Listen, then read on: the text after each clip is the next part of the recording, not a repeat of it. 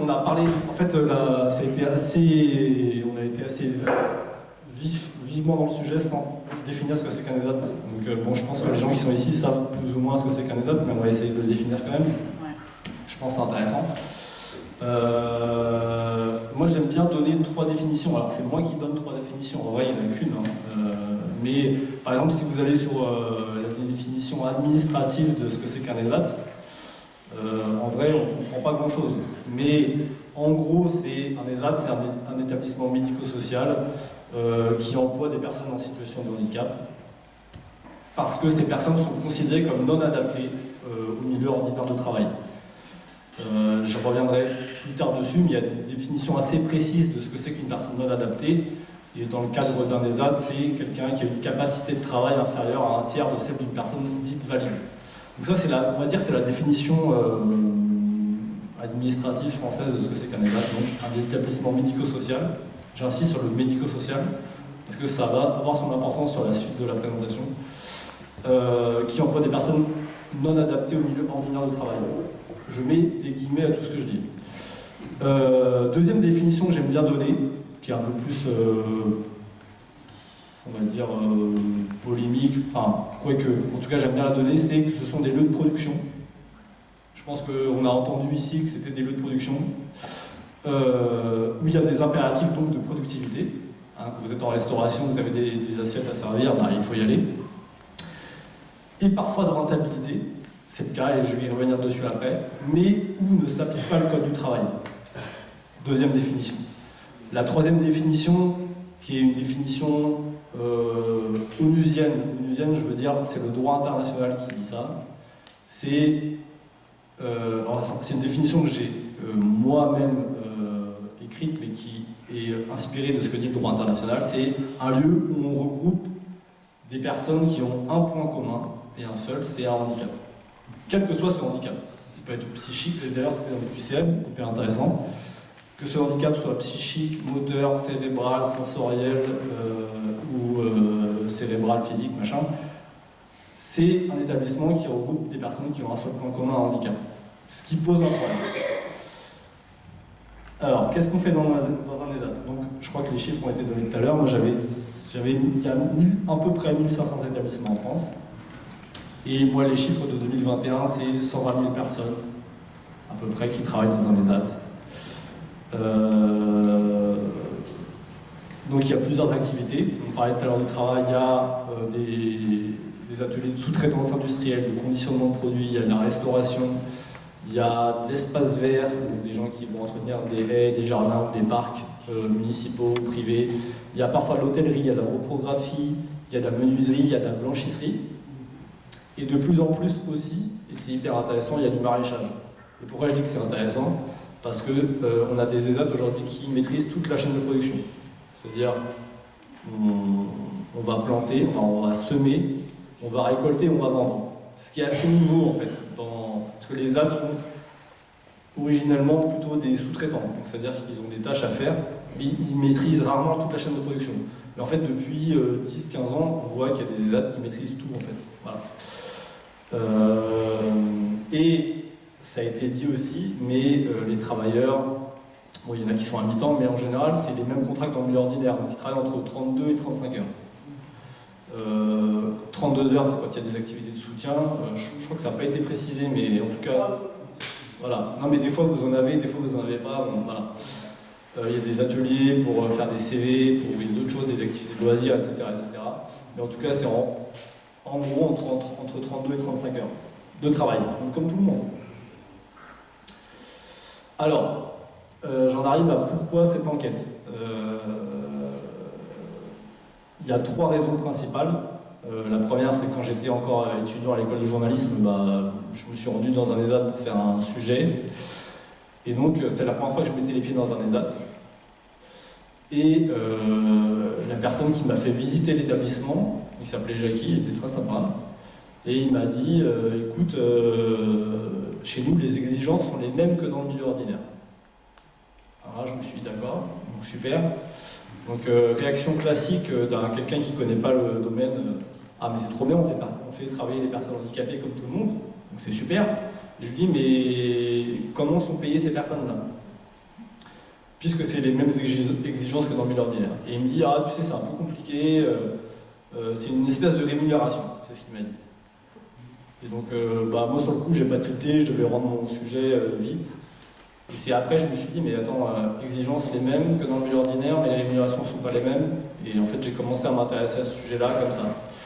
Et en creusant, je me suis rendu compte que en fait, personne n'avait jamais parlé de ce sujet-là en termes journalistiques, c'est-à-dire en termes d'enquête. C'est-à-dire que vous allez aujourd'hui, et j'ai des exemples à vous donner, vous allez aujourd'hui dans la presse régionale, la presse locale, vous allez sur Google Actualité, les ESAT ont toujours de très bonne presse. Ils sont toujours, ils incluent, ils accompagnent, ils soutiennent, etc., etc. Les mots sont toujours très appréciatifs.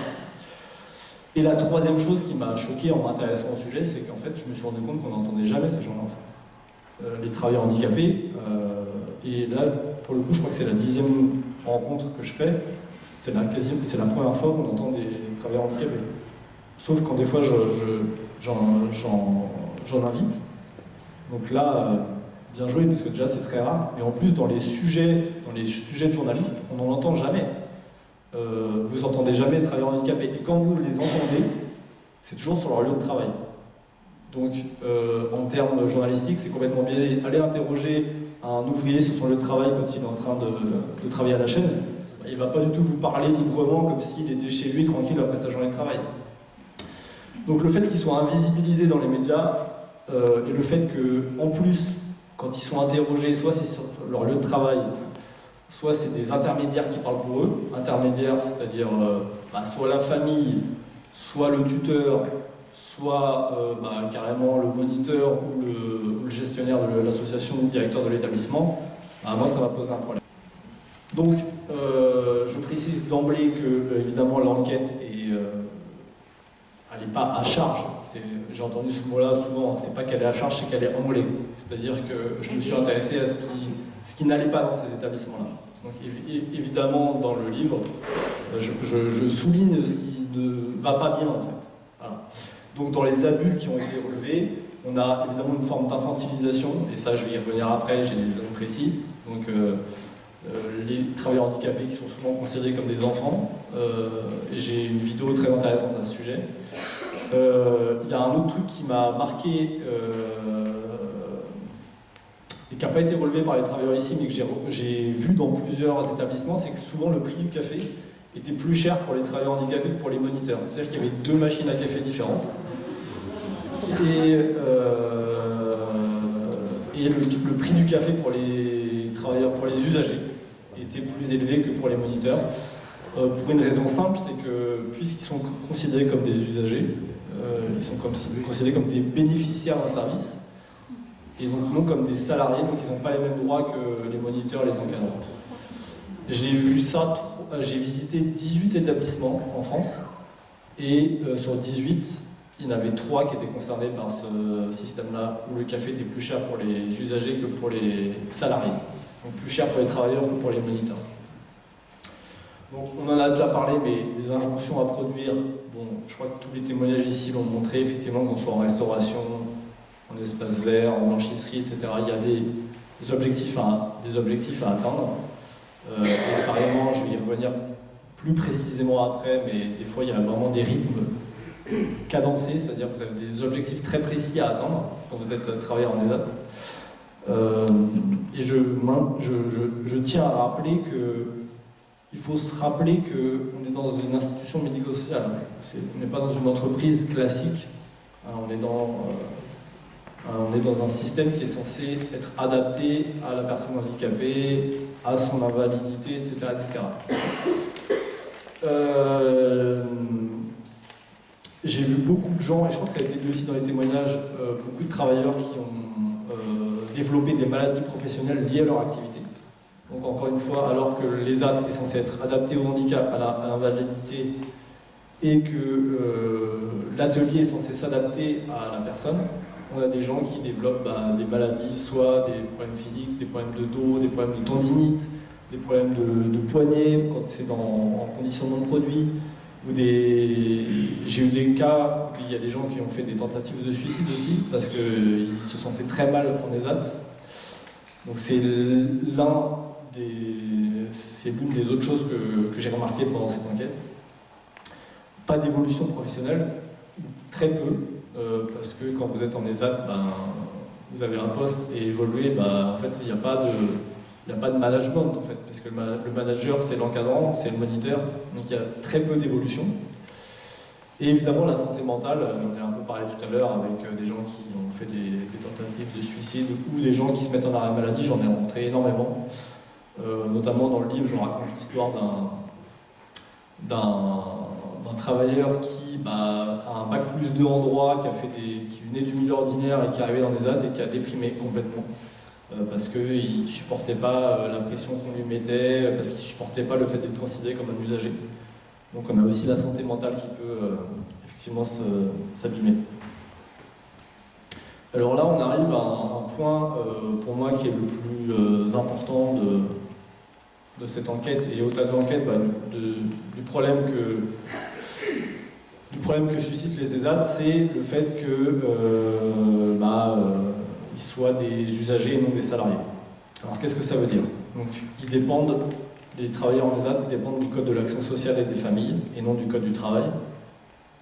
Donc ils sont considérés comme des usagers. Encore une fois, ce terme, c'est pas le mien, c'est celui de l'administration française. Usagers, ça veut dire quoi? Donc c'est des usagers, comme des usagers de la bibliothèque, des services publics, des transports ou de la CAF, même de la MDPH, évidemment. Donc, si on essaie de traduire ce que c'est qu'un usager en français, un usager, c'est un bénéficiaire. C'est quelqu'un qui bénéficie d'un service, c'est un client. C'est aussi simple que ça. Donc en ESAT, le travailleur, moi je vais l'appeler un travailleur, mais c'est un usager, vous avez compris. L'usager est perçu comme une personne qui bénéficie d'un service médico-social. On permet à la personne handicapée inadaptée au milieu ordinaire d'avoir un travail. On lui offre un travail, il y a un cadre de travail censé être adapté à son invalidité, et en gros elle a la chance d'être ici. Parce que si elle n'était pas ici, elle ne ferait rien. C'est le message qu'on envoie en disant que c'est un usager. Un usager, c'est quelqu'un qui bénéficie d'un service. Donc, je l'ai dit, pas de code du travail, donc ça a des incidences directes, pas de SMIC au sens de, il n'y a pas de salaire minimum. Je vais y revenir juste après sur la rémunération parce que c'est hyper intéressant. Il n'y a pas de protection inhérente au code du travail. Donc si je dis pas de bêtises, jusqu'au 1er janvier 2024, il n'y avait pas le droit de faire grève. Et il n'y avait pas la possibilité de créer de section syndicale.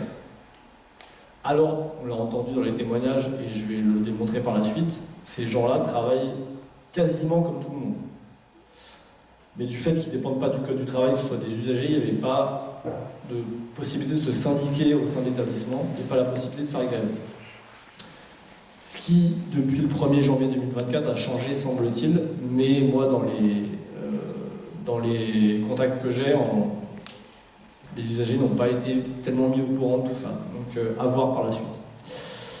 Et pas la possibilité non plus de saisir l'inspection du travail, ni d'aller au prud'homme en cas de litige avec l'employeur.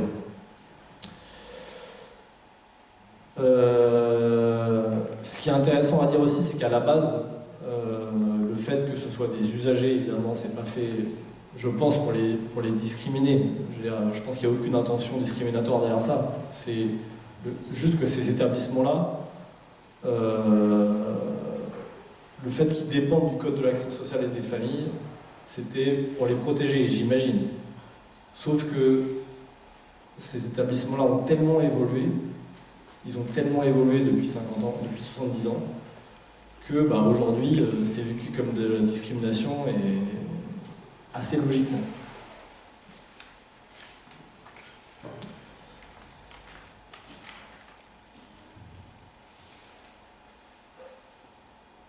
Alors là, on arrive effectivement à l'une des choses les plus importantes, à la rémunération, hein, parce que l'argent, c'est quand même important quand on travaille. En gros, un travailleur en ESAT, il est payé 60% du SMIC en revenu du travail. C'est important, j'insiste là-dessus, en revenu du travail. Et dans ces 60%, il y a en moyenne, en France, 10% du SMIC qui est versé par les AT. Donc les AT versent 10% ou 11% du SMIC à son travailleur handicapé. Et les 50% restants pour faire les 60%, c'est ce qu'on appelle l'aide au poste. Donc c'est une aide qui est versée par l'État à l'ESAT, qui est reversée aux travailleurs handicapés. Donc en termes de revenus du travail, un travailleur handicapé touche 60% du SMIC, en moyenne. Une fois qu'on a dit ça, évidemment, on ne dit pas juste c'est son revenu pour toujours. Il y a des revenus complémentaires, il y a la AH, l'allocation adulte handicapé, qui va compléter ces 60% et qui est censé permettre aux travailleurs handicapés d'atteindre 100 à 110% du SMIC en revenu total. Donc là, on a un exemple concret avec une fiche de paye d'un travailleur handicapé donc, qui est dans les Cévennes, qui est présent dans le livre, qui s'appelle Robin. Donc on voit que la part de rémunération de l'ESAT est de 11% du SMIC, donc il touche 176 € de la part de l'établissement. Ça, c'est ce que débourse l'établissement pour le travail qu'effectue Robin. Et il touche environ 800 € donc brut d'aide au poste pour un revenu. Alors là, il faut préciser qu'il a une retenue sur salaire aussi, mais en tout, à la fin, il est à 700 €. 700 €. Et donc on est à peu près à ce qu'on disait tout à l'heure, 60% du SMIC. Ça, c'est vraiment le revenu du travail, sans compter la hache. C'est important à préciser. Donc si on veut faire un schéma, bah, ça revient à ça. En gros, on a l'ESAT qui débourse 10% du SMIC pour son travailleur handicapé. On a une aide de l'État qui vient compléter à hauteur de 50%. Et à droite, vous avez le complément de la hache qui vient à peu près à 100%, voire à 110% du SMIC. Et pour certains, je crois qu'il y a la prime d'activité aussi. Juste pour dire, la prime d'activité, ça concerne toutes les personnes qui travaillent. Il faut la demander. Moi, j'ai quitté le milieu du travail il y a 3 ans. Depuis, ça a bien évolué. Dans l'équipe, ils ont expliqué, c'est tous les mois, sur Internet. 3 mois. Moi aussi, j'ai tous les mois maintenant. Et ça change régulièrement en plus. Donc, ils disaient bien que c'est compliqué. Et souvent, c'est leurs parents qui font, parce qu'il faut s'y connaître sur Internet. Et il y a plein de personnes qui aujourd'hui ne demandent pas la prime d'activité, parce que officiellement, il semblerait que ça devrait être fait par les services administratifs de l'ESAT ou l'entreprise adaptée. Mais ça ne se fait pas. Voilà. Et la prime d'activité, c'est un complément qui, aujourd'hui, moi je me rappelle, j'avais à peu près un tiers, je travaillais dans l'entreprise ordinaire, un tiers des collègues touchaient à la prime d'activité.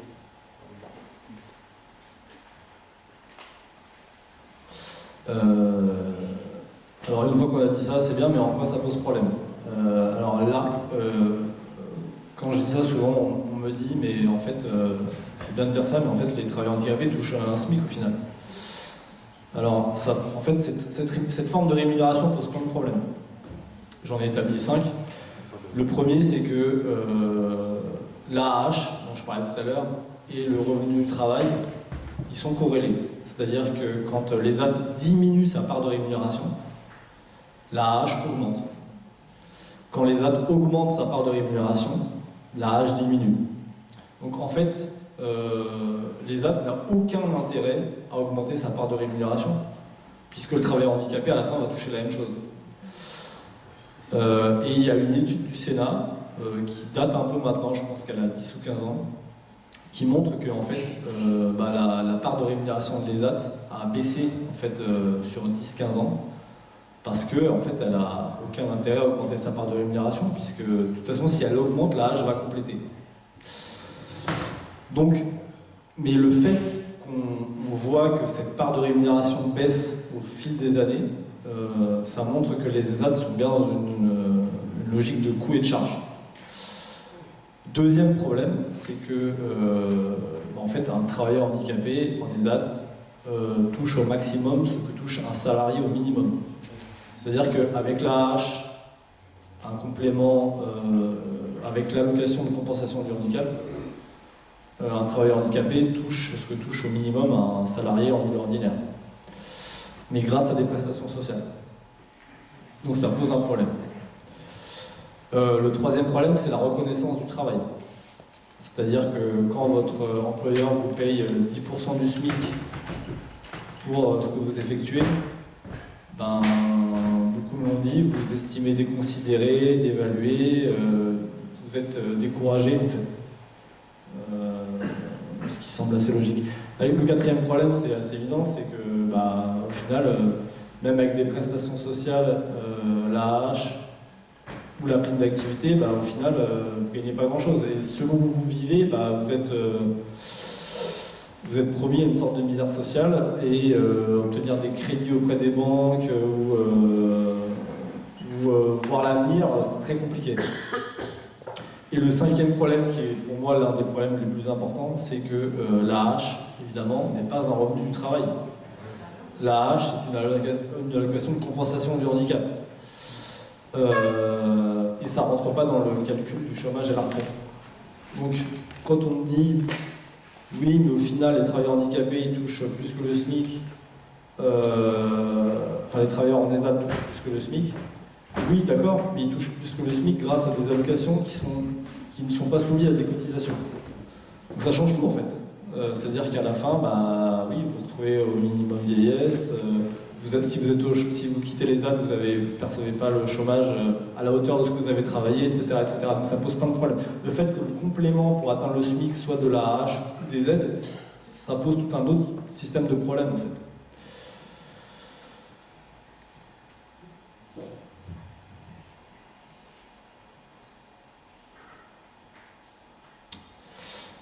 Donc là, on en arrive effectivement au cœur du problème, c'est que les ESAT aujourd'hui, je crois que ça a été plus ou moins dit dans les témoignages qu'on a eu aujourd'hui, c'est que les ESAT se vendent comme des entreprises.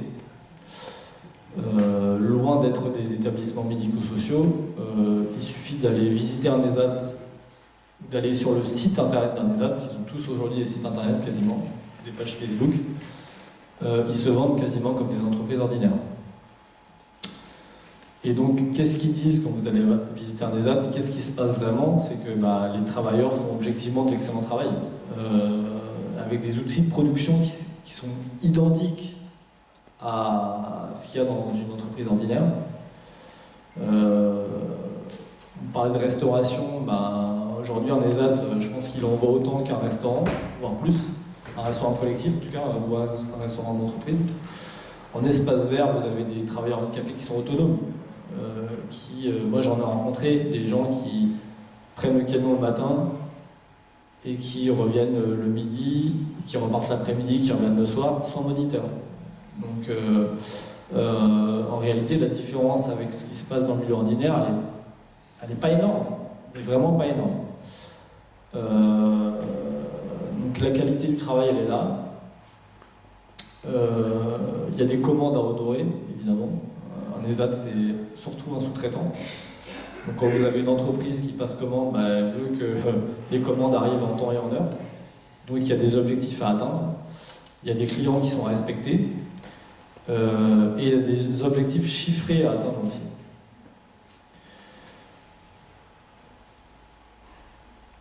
Et ce qui fait que dans beaucoup d'établissements que j'ai visités, ces ESAT-là sont en concurrence directe avec les entreprises. Aujourd'hui, vous avez j'en parle dans le livre, dans le dernier chapitre, je rencontre un directeur d'ESAT dans l'Est de la France, par le Luc, je crois, qui me dit nous, on taille des croupières aux gros blanchisseurs du coin. Donc, tailler des croupières, ça veut dire, en gros, on prend leur part de marché, quoi. Parce qu'ils ont les mêmes outils de production, ils ont les mêmes machines, etc., etc. Mais en fait, encore une fois, ça pose, on pourrait se dire, mais c'est trop bien que des établissements médico-sociaux pour les personnes handicapées rivalisent avec des entreprises. Il faut à chaque fois se rappeler que ces gens-là sont des usagers, qui ne sont pas payés comme tout le monde, que c'est censé être le milieu adapté, etc., etc. Ce sont censés être des établissements médico-sociaux. Il faut toujours remettre ça dans le contexte. Sinon, on se dit trop rapidement « Ah oui, c'est super, on fait travailler les personnes handicapées comme tout le monde. » Mais non, en fait, parce que les droits de ces gens-là ne sont pas comme tout le monde. Le salaire n'est pas comme tout le monde. Et surtout, la finalité n'est pas comme tout le monde. Et il y a effectivement un autre élément très intéressant de ces établissements-là, c'est qu'en France, vous avez une loi depuis 1987 qui dit que les entreprises privées et publiques doivent embaucher 6% de travailleurs handicapés les entreprises de plus de 20 salariés doivent embaucher 6% de travailleurs handicapés. Sinon, elles doivent payer ce qu'on appelle la cotisation AGFIP, donc c'est une espèce de taxe. Le terme est impropre, parce que c'est pas une taxe, mais elles doivent payer un fonds pour l'insertion des travailleurs handicapés. Et pour ne pas payer cette contribution AGFIP, il y a deux moyens. Soit vous embauchez 6% de travailleurs handicapés dans votre effectif, ce qu'on appelle l'emploi direct, soit vous avez recours aux ESAT, ce qu'on appelle l'emploi indirect. Et en ayant recours aux ESAT, ces entreprises-là peuvent remplir à 50% de leurs obligations d'emploi de travailleurs handicapés. Donc en gros, on se rend compte que les entreprises n'ont pas finalement trop intérêt à employer des personnes handicapées directement dans leurs effectifs, puisqu'on a des ESAT aujourd'hui qui peuvent leur permettre d'éviter de payer cette contribution, et surtout qui font le job. Aujourd'hui, vous allez en ESAT, les travailleurs handicapés font le job, les ESAT font le job. Donc il n'y a aucun problème. Et pour illustrer tout ça, j'ai quelques... Donc là, on a un sondage qui a été fait, je pense, un sondage par le réseau GESAT. Donc, GESAT, c'est le réseau qui promeut les ESAT auprès des entreprises et des clients, et qui met en relation les entreprises avec ces établissements-là. Et donc, sur leur sondage, ils disent que... c'est même pas assez gros, je sais pas, je suis désolé. On a cette info intéressante qui dit qu'en gros, 97% des clients des ESAT ou des entreprises adaptées sont satisfaits des prestations, et 68% d'entre eux jugent même la qualité supérieure à celle d'un prestataire ordinaire. Donc on a près de 70% des gens qui pensent que ce qui est fait en ESAT ou en EA, c'est supérieur à ce qui est fait en milieu ordinaire. Bon. Moi, je trouve ça quand même questionnant. Et là, on a... Alors, il faut que je précise que dans le livre, pour ceux qui ne l'ont pas lu, à un moment, chapitre 7 ou 8, je prends l'exemple d'un ESAT qui travaille avec une grosse entreprise du luxe française, dont je ne cite pas le nom. Cette entreprise, donc cette multinationale, a une emprise quasiment complète sur les ESAT. Pourquoi? Parce que les ESAT fait énormément d'argent avec cette entreprise. Donc, pour enquêter, j'ai eu accès évidemment à des échanges internes entre le client, entre cette multinationale et l'établissement. Et donc là, par exemple, c'est un email qui a été envoyé par le client, donc cette multinationale, à l'ESAT. Et c'est pas très visible, mais en gros, le client dit que... Est-ce que c'est mieux comme ça? Ouais, là c'est bien. Donc il dit que ils sont en contexte de croissance. Il dit en gros que l'ESAT est habitué à réaliser des miracles, mais il n'est pas content parce qu'il n'a pas reçu de réparation pendant une semaine. Donc il dit je ne connais pas la législation avec des personnes en situation de handicap, et il propose des solutions. En gros, il demande à l'ESAT de ne pas faire de pause. En fait, il dit trouver une solution, donc pause décalée des opérateurs pour utiliser la pleine capacité des presses. Donc là, on a un client qui se permet de donner des idées à l'ESAT pour éviter de perdre en production, en fait, en productivité.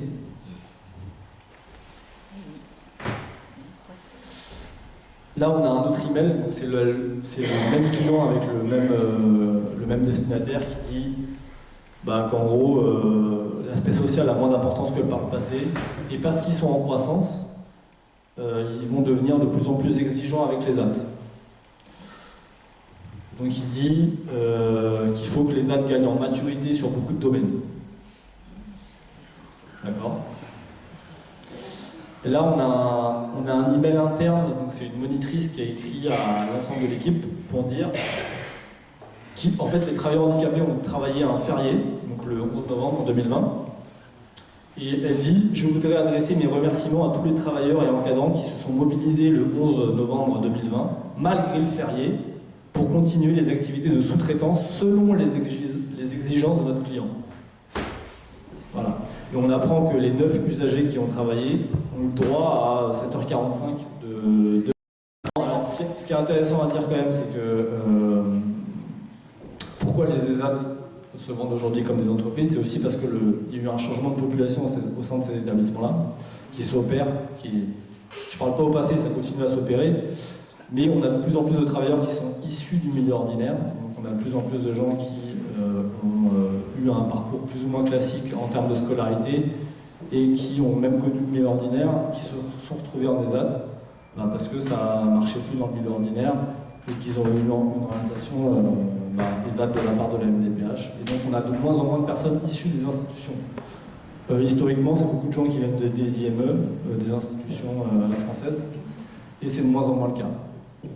Et donc ça a eu une incidence très directe, c'est que on a eu une disparition progressive des ateliers moins rentables, comme le conditionnement, et on a un développement d'ateliers beaucoup plus rentables, comme, on en a parlé tout à l'heure, mais la restauration, les espaces verts.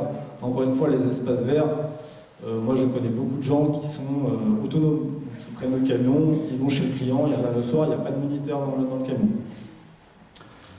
Il y a un autre truc intéressant, c'est qu'aujourd'hui en ESAT, vous avez une file d'attente énorme dans certaines régions, notamment en Bretagne, je ne sais pas à Nantes, mais en tout cas en Bretagne c'est le cas, quand vous avez une orientation MDPH pour aller en ESAT, en fait vous avez une liste d'attente. Et donc, cette liste d'attente permet aux directeurs d'établissement de choisir les profils de ceux qui vont rentrer en ESAT. Dans certains cas, le directeur peut choisir en fait, les personnes qui vont rentrer dans son établissement, comme si c'était un recrutement, alors que ce n'est pas un recrutement, hein, c'est une orientation.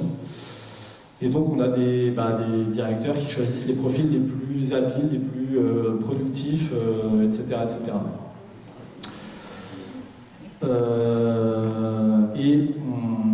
Moi j'ai noté aussi que du coup on a une disparition depuis quelques années des profils, on va dire des personnes les plus type trisomie 21. Très clairement, c'est des personnes qui disparaissent petit à petit des ESAT parce qu'elles sont considérées comme moins productives au profit de... On voit une arrivée très forte des personnes handicapées psychiques, parce que ce sont des gens qui sont un peu plus productifs, etc. etc. Je suis obligé d'aller très vite, hein, comme il me reste très peu de temps. On parlait de mise à disposition tout à l'heure, le problème de la mise à disposition. Donc là, on a le site d'un ESAT en Bretagne, pour le coup, donc qui vante la mise à disposition sur son site internet, et qui dit les avantages pour l'entreprise, des coûts réduits, aucun engagement de durée, okay, et personne sérieuse et désireuse de bien faire. Il faut se rendre compte de la manière dont le gars vend ses travailleurs handicapés auprès des entreprises. Hein. C'est de la marchandise, clairement. Alors ça c'est hyper intéressant puisqu'on est encore dans la mise à disposition, je le fais rapidement. Donc ça c'est un message sur LinkedIn, c'est un patron d'entreprise qui présente son travailleur handicapé auprès de son réseau, donc il est très fier. Il dit que cette personne-là, on va l'appeler Adrien, c'est pas son vrai prénom, elle a 25 ans, il le présente comme le nouveau responsable de l'entretien du campus, donc 12 hectares de domaine à s'occuper, 2 hectares de zone d'évolution pour les mises en situation, donc c'est potager, verger, etc. Donc il commence par dire que, au début il pensait que quelqu'un qui était handicapé, ça voulait dire s'occuper, enfin être avec lui tout le temps, lui dire quoi faire, lui dire comment travailler. Donc là, on est à nouveau dans l'infantilisation dont on parlait tout à l'heure. Et il présente son travailleur handicapé en disant « Il est autonome, il est efficace, il travaille aussi vite que je pourrais le faire, il a une humeur communicative. » Donc là, moi quand j'ai vu ça, je me suis dit « Mais en fait, il l'a recruté, quoi. » Donc il a été chercher Adrien dans son ESAT, et il l'a recruté. En fait, non, il est juste mis à disposition, cet Adrien-là. C'est-à-dire que Adrien, il est responsable de l'entretien du campus, il a 12 hectares dont il doit s'occuper, mais il est mis à disposition, c'est-à-dire qu'il est toujours payé par les ZAD et que les ZAD facturent sa prestation auprès de l'entreprise. 2 minutes. Et sa conclusion, c'est de dire, en fait, tournez-vous vers les ESAT, vous allez trouver votre bonheur et faire le leur. D'accord. Et on parlait d'inclusion tout à l'heure, c'est hyper intéressant parce que les ESAT ont quand même l'une des raisons de la création de ces établissements-là, c'était pour former les personnes handicapées, les accompagner et leur permettre d'aller travailler dans le milieu ordinaire. C'est l'une des raisons de la création de ces établissements-là. Sauf que ça ne marche pas puisque les études montrent que, en gros, il y a 2%, 3% au mieux des travailleurs handicapés qui arrivent en ESAT qui intègrent un jour le milieu ordinaire. Donc en fait, on se rend compte que, et là je fais un méga résumé de ce que je dois dire par la suite, mais on se rend compte en fait que, c'est ce que je vous disais tout à l'heure, c'est que en fait, les ESAT ont atteint un tel niveau de performance en termes de travail que, en fait, ils maintiennent les personnes handicapées dans l'institution. Parce que les entreprises n'ont quasiment plus aucun intérêt à embaucher les travailleurs handicapés dans leurs effectifs. Les ESAT font le job. On a atteint un tel niveau de performance que les entreprises n'ont aucun intérêt à embaucher les travailleurs handicapés.